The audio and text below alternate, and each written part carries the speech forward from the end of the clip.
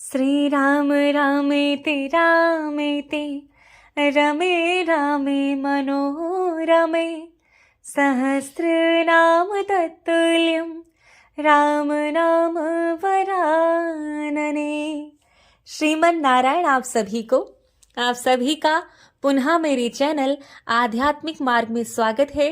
अगर आप मेरे चैनल पर नए हैं तो सब्सक्राइब जरूर से कीजिएगा और कमेंट, शेयर, लाइक करना बिल्कुल भी ना भूलिएगा। आपको इस तरह की वीडियोस मेरे चैनल पर मिलती रहेंगी। तो आप सभी को ज्ञात ही होगा कि आज फागुन मास के कृष्ण पक्ष की एकादशी है, जिसे विजया एकादशी के नाम से जानते हैं। इस व्रत के करने से आप अपने शत्रुओं पर विजय प्राप्त करते हैं। और आप सभी जानते हैं कि मनुष्य के सबसे बड़े शत्रु तो काम, क्रोध, लोभ और मोह है, जिन पर अवश्य ही विजय प्राप्त करने की हर प्राणी को कोशिश करनी चाहिए। तो इसी क्रम में हम आज विजय एकादशी व्रत की कथा आरंभ करते हैं। लेकिन इससे पहले मैं आप सभी को बताऊंगी कि एकादशी का व्रत क्यों करना चाहिए, एकादशी के व्रत से क्या फल प्राप्ति होती है, इसका क्या महत्व है और क्यों हर प्राणी को एकादशी का व्रत करना चाहिए। मैंने अपनी पिछली वीडियोस में आप सभी को बताया है।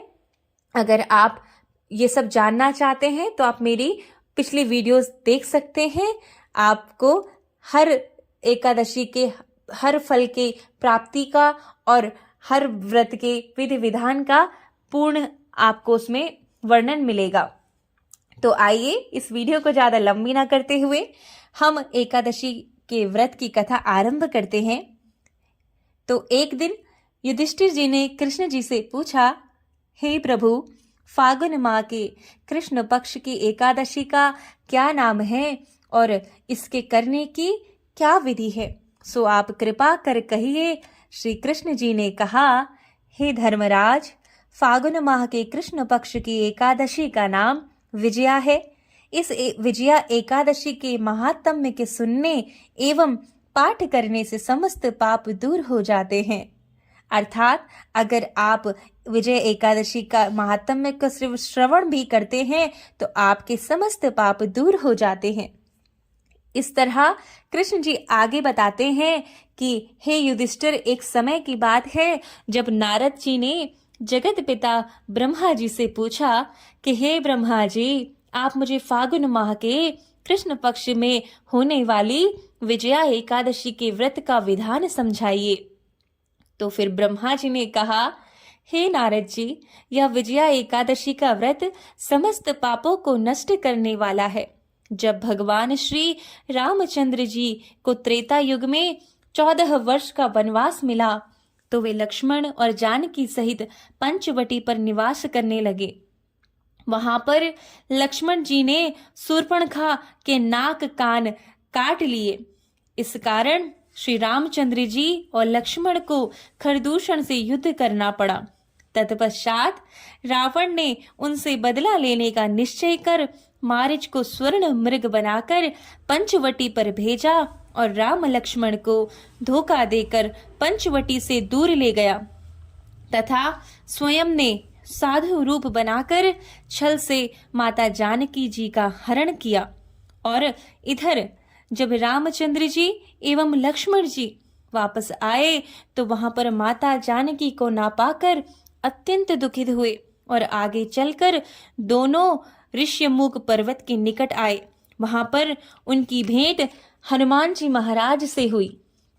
तब भगवान ने सुग्रीव से मित्रता कर बाली का वध किया। पवन पुत्र श्री हनुमान जी द्वारा सीता जी की खोज करने पर श्री रामचंद्र जी को उनका पूरा समाचार प्राप्त हुआ। तब भगवान श्री रामचंद्र जी ने बानर भालुओं की सेना बनाकर लंका पर चढ़ाई करने का विचार किया, किंतु मार्ग में समुद्र होने के कारण पार जाना असंभव था। तब भगवान राम ने लक्ष्मण जी से समुद्र को पार करने के लिए विचार विमर्श किया। लक्ष्मण जी ने कहा, हे मर्यादा पुरुषोत्तम, यहाँ से आधा योजन दूरी पर कुमारी नामक द्वीप है, जिसमें वक्दालभ्य नाम के मुनि का आश्रम है। अतः आप उनसे समुद्र पार करने का उपाय पूछिए। लक्ष्मण जी के विचार से सहमत होकर भगवान श्री राम मुनि के पास गए और उन्हें प्रणाम किया। मुनि ने उनके आगमन का कारण पूछा। श्री रामचंद्र जी ने कहा, हे मुनिनाथ, मैं सेना सहित निश्चरों को जीतने के लिए लंका जाना चाहता हूँ, किंतु बीच में समुद्र होने के कारण मेरी सेना लंका नहीं पहुंच सकती है। आप कृपा कर मुझे समुद्र को पार करने के लिए कोई उपाय बतलाइए। मुनि ने कहा, हे राम जी, आप फागुन मास की कृष्ण पक्ष की वाली विजया एकादशी का व्रत करें, निश्चय ही आपको सफलता मिलेगी और समुद्र से आप पार हो जाओगे। मैं आपको इसका विधि विधान बताता हूँ। दशमी के दिन सोना, चांदी, तांबा अथवा मिट्टी किसी का भी एक घड़ा जल से भर उसके ऊपर पंच पल्लव रख वेदिका पर स्थापित करें। उस घड़े के ऊपर श्री भगवान की स्वर्ण प्रतिमा स्थापित करें। एकादशी के दिन स्नान आदि नित्य कर्म से निवृत्त होकर भगवान की पूजा करें तथा उस पूरे दिन और रात्रि को उस घड़े के सामने बैठकर भगवत भजन करते रहे।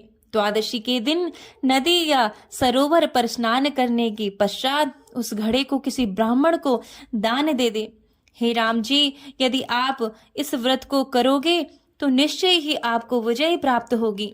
यह सुनकर रामचंद्र जी ने मुनि के द्वारा बताए विधि विधान से विजया एकादशी का व्रत किया, जिसके प्रभाव से समुद्र पार कर लंका पर चढ़ाई की तथा रावण, जो त्रिलोकी विजय था, उसको मारकर राक्षसों पर विजय प्राप्त की। हे राजन, जो मनुष्य इस विजया एकादशी के व्रत को करता है, उसे दोनों हर लोक में विजय प्राप्त होती है।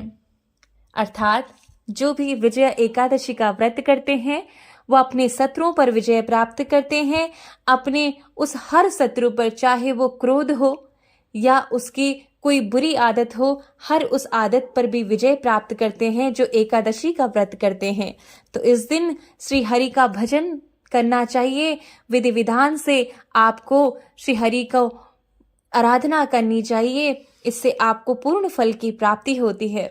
तो इसी के साथ हरि आपका कल्याण करे। आप सभी मस्त रहें, स्वस्थ रहें और अपने जीवन में सत्कर्मों की तरफ अग्रसर रहें। जय श्री राम।